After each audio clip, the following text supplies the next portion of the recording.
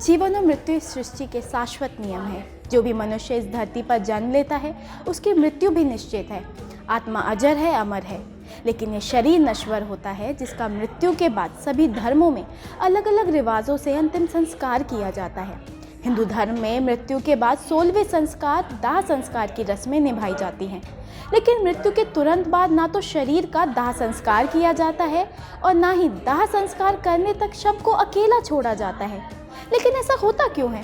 क्यों शव के आसपास धूप अगरबत्ती इत्यादि जलाए जाते हैं? क्यों नाक कान आदि में रुई डाली जाती है? क्यों हर समय एक व्यक्ति का कम से कम शव के साथ रहना ज़रूरी होता है? दरअसल किसी भी व्यक्ति की मृत्यु के बाद उसके शरीर से पूरी तरह से प्राण निकलने में समय लगता है। माना जाता है कि हमारे शरीर में 5 प्रकार के प्राण होते हैं: प्राण वायु, समान वायु, उदान वायु, व्यान वायु और अपान वायु, जिसका जिक्र दुर्गा सप्तशती से लेकर गरुड़ पुराण तक सभी शास्त्रों में है। इन सभी प्राणों के अपने अपने कार्य भी हैं।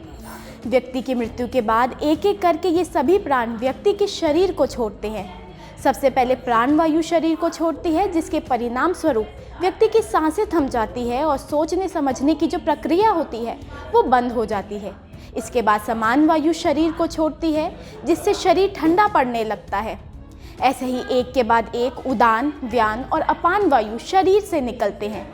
यही कारण है कि मृतक का तुरंत अंतिम संस्कार नहीं किया जाता, क्योंकि कई बार मृत घोषित होने के बाद भी व्यक्ति में पुनः जान आ गई है, जो इन्हीं प्राणों के निकलने के क्रम के अनुसार बताई जाती है। यही कारण है कि मृतक का तुरंत अंतिम संस्कार नहीं किया जाता, क्योंकि कई बार मृत घोषित होने के बाद भी व्यक्ति में पुनः जान आ गई है।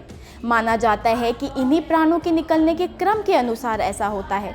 लेकिन हमारा प्रश्न था कि मृत्यु के बाद शरीर को अकेला क्यों नहीं छोड़ते? तो इसके पीछे की असल वजह यह होती है कि शव को अकेला छोड़ने से हिंसक पशु, चींटी या कोई अन्य नरभक्षी जानवर शव को नुकसान पहुंचा सकता है। शव को अकेला रखने से उस पर कीड़े या दूसरे छोटे कीट पतंगे रेंग सकते हैं, इसलिए किसी भी व्यक्ति का शव के पास होना अनिवार्य होता है। इसी से जुड़ी एक मान्यता यह भी है कि शव को इसलिए भी अकेला छोड़ा नहीं जाता क्योंकि मृतक की आत्मा वहीं पर रहती है। जब तक उसका शरीर जल नहीं जाता तब तक उसके शरीर से किसी न किसी रूप में जुड़ाव रहता है। साथ ही वो अपने परिजन को भी देखता है। अकेला छोड़ दिए जाने से उनका मन और ज़्यादा दुखी हो जाता है। हालांकि ऐसा माना जाता है कि अधिकतर लोग गहरी नींद में चले जाते हैं। बहुत ज़्यादा स्मृतिवान या चेतनावान ही जान पाते हैं कि वो मर चुके हैं। शरीर को अकेला ना छोड़ने के पीछे एक कारण यह भी बताया जाता है कि जब आत्मा शरीर त्याग देती है, ऐसे में आसपास विचरने वाली आत्माएं खाली शरीर में प्रवेश करने का प्रयास करती हैं, जिससे उनकी आत्मा को एक और शरीर मिल सके। इससे मृतक के साथ साथ परिवार को भी संकट का सामना करना पड़ सकता है।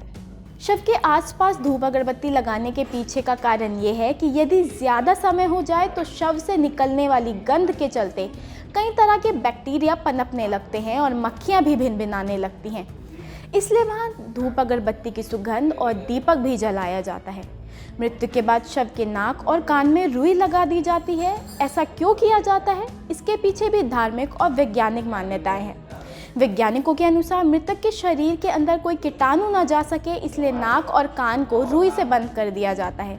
इसके अलावा मृत शरीर के नाक से एक द्रव्य निकलता है, जिसे रोकने के लिए रुई का इस्तेमाल किया जाता है। धार्मिक मान्यताओं की माने तो मृत शरीर के खुले हिस्से में सोने के टुकड़ों को रखा जाता है, जिसे शरीर के 9 अंगों में गिना जाता है। क्योंकि सोना अत्यंत पवित्र धातु है, तो मृत शरीर के इन भागों में स्वर्ण रखने से उस देह की आत्मा को सद्गति मिलती है। क्योंकि नाक और कान के छिद्र बड़े होते हैं, उनमें से वो कण गिर ना जाए, इसी सावधानी के चलते रुई से द्वार को रोक दिया जाता है। अगर इससे जुड़ी कुछ बातें आप भी जानते हैं तो हमें कमेंट बॉक्स में ज़रूर बताएं, और ऐसी खबरों के लिए आप देखते रहिए वीके न्यूज़। वीके न्यूज़, राष्ट्र के नाम।